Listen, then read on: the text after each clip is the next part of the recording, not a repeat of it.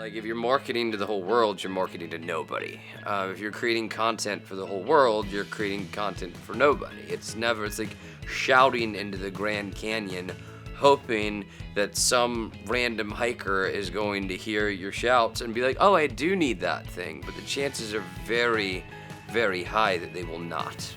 Hello, and welcome to another episode of MetaMeet, where we sit down with leaders and professionals in the industry. Today we're sitting down with Ashtan Moore to talk about knowing your audience. Today we're talking about essentially positioning yourselves for your target audiences and your target verticals, because I think there's a lot of wasted time in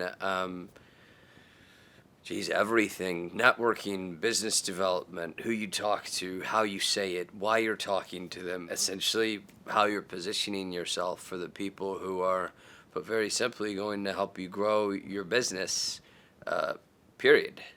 And you're so uniquely positioned to talk about this, in my opinion, because you not only have done it for both your current company, Model B, as well as previous agencies that you've worked with, but you also do it for your clients. Yes. Well, let's talk about the first step of positioning. In order to position yourself for an audience, you have to know who they are. I mean, that's kind of step one. And a good way to look at it is, what market are you solving a problem for? Like every brand, every organization, if it's going to scale, if it has a product market fit, it has to be driving some sort of value. So who do you drive value for? Step two is, who's the person who chooses to bring you in to drive value for them? Step two. So it's like, what industry, market, type of companies, and then who in that company is going to be the person who would actually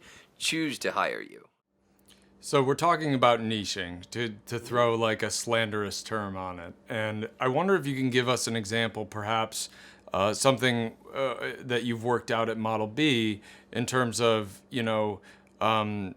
narrowing in on who you're serving and making sure that that's the perfect fit for, the entire offering that you're giving them. Well, if you've been in business for a little while, you actually already have a cheat code to figure out how to position yourself, or rather, to whom to position yourself for. Pull all your revenues over the lifetime of your organization and look at who has hired you repeatedly or for the longest amount of time if you work on a retainer basis. If you work on a project basis as opposed to a retainer, look at the companies that have hired you more than once. Look at what industry they're in, look at the type of work that you've done for them, and you're already a few steps in the right direction of understanding at least what markets or verticals or types of companies that you've served well in the past. Can you talk to me a little bit about perhaps an example that you've, either at Model B or elsewhere, kind of figured out this exercise? If you're a known quantity in the market, then you've got kind of an easier sell. Now, if they don't know about you, then you kind of have to start from square one. And starting from square one is introducing yourself to them as somebody who understands the market and understands them. So the type of content you want to produce is something compelling to them, even if they don't know who you are. So it has to be less about you as, like, again, Oracle's, SailPoint's, Google's, and rather about you being an expert in a specific niche long enough, and the content has to be compelling enough for them to actually click on it. What kind of messaging cuts through the noise these days? The type of messaging that cuts through the noise is something that's deeply compelling to somebody who stays up at night with a specific problem. If it helps solve a problem that they hate, then you're going to be a step ahead of the rest.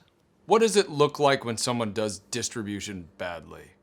You would be spending a whole bunch of money showing all the great things you do to all of the wrong people. Where can people reach you at if they want to hang out with Ashtan?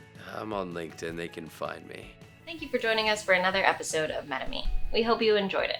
If you did, please subscribe to our YouTube channel so you can catch these every month. Thank you so much, and we will see you next time.